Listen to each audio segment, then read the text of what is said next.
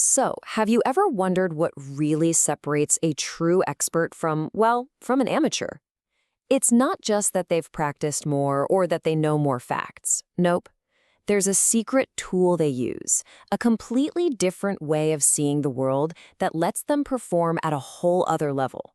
And today, we're gonna unlock that secret. Okay, let's just jump right in. We're about to solve a really fascinating mystery.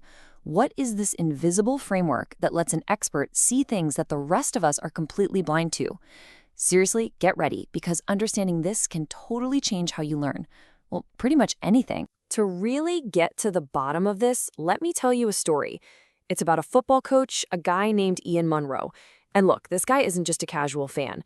We're talking about someone who spent nearly 40 years of his life playing and coaching soccer at the professional level. I mean, he lives and breathes the game. So picture this. One evening, he's just kind of casually watching a match from like 70 meters away. He's in the middle of a conversation, even eating a sandwich. And all of a sudden, he just sits bolt upright and yells, "The right back is out of position." And a second later, bam, an opposing player zooms right into that exact gap, gets the pass, and scores a goal. I mean, how on earth did he see that coming? Well, here's the secret. It's something called a mental model.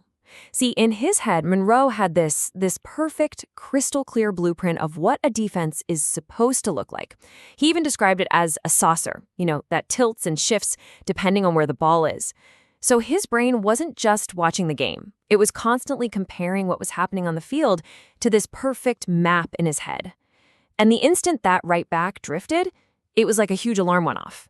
That is a mental model. And this is such a brilliant example because it proves this isn't just a sports thing. Not at all. This is a universal principle for becoming a master at anything.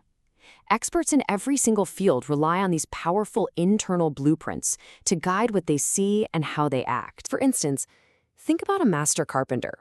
For centuries, figuring out how to join two pieces of wood at a perfect right angle without any nails was a huge challenge. The solution? The mortise and tenon joint. But see, that's not just a technique you learn. It's a deep mental model of how wood and force and structure all need to interact perfectly. An expert knows the dozens of tiny variations needed for a table versus, say, a huge roof beam. Or what about an expert teacher? They might use a technique like a cold call, calling on a student whether their hand is up or not. But a real pro doesn't just do this randomly. They have a mental model for what student engagement looks and feels like. They know exactly why they're doing it and when to do it. Maybe to check if everyone's on the same page, or to bring a quiet student into the discussion, or just to crank up the energy in the room. And this is where it gets really real for any of us who've ever had to study for a test. A top student doesn't just have a mental model for chemistry or history. They have a mental model for taking the test itself. It's a completely different skill. They can almost feel when a question is a trap. They know how to manage their time, and they spot the patterns in how questions are written. You see, they're playing a whole different game. Okay, so if these mental models are so incredibly powerful, what's the barrier? What keeps most of us from using them? Well, it turns out there's this very common cognitive glitch that makes us blind to critical information that's sitting right in front of our faces. It's called inattentional blindness, and it's exactly what it sounds like. It's our brain's weird ability to stare directly at something important and have zero conscious awareness of it. You've probably heard of that famous invisible gorilla experiment. That's this in action. And it happens all the time, whether you're driving a car, sitting in a classroom, or staring down an exam paper. I mean, come on, we have all been there, right?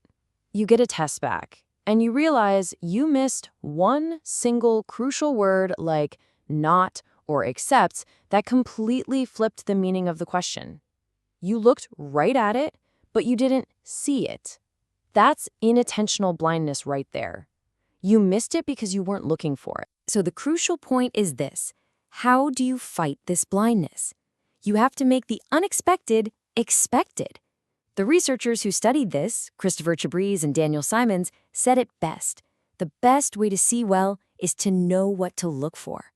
And that is exactly what a mental model does. It's a guide for your attention. All right, so mental models are the key. But that leads to the next obvious question. How do we actually build them? Luckily, cognitive science gives us a clear framework. So let's walk through the 5 pillars that will help you build stronger, more effective mental models for anything you want to master. So here they are, the 5 big principles. 1, you need to understand your brain's basic architecture. 2, use habits to accelerate your learning. 3, realize that attention is learning. 4, remember that motivation is social. And 5, learning is all about building relationships. Let's break them down. First, you have to work with your brain's design, not against it. Your goal is to move knowledge from your temporary, really limited working memory to your huge, basically permanent long-term memory. But that info doesn't just drift over on its own. You have to actively build a pathway. Things like quizzing yourself or trying to explain a concept out loud, that forces your brain to retrieve the information, which strengthens the connection each time. That's how you build a memory that actually lasts. Second, you've got to automate the process with habits. Every time you have to decide when or where or how you're going to practice something, you're draining mental energy that could be spent on actually learning.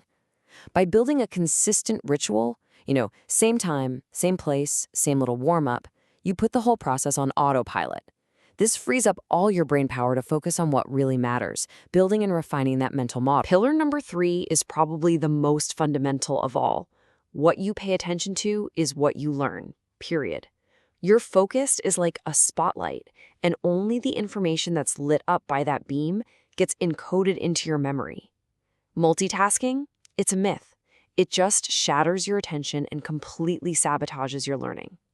Undivided, focused attention is the non-negotiable price of admission for building expertise. And the last 2 pillars remind us that learning isn't some lonely, robotic process. It's deeply human.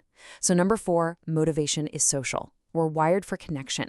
When you share your goals with a study group or even just a friend, it creates accountability and, frankly, makes the journey way more engaging. And number 5, learning is relational.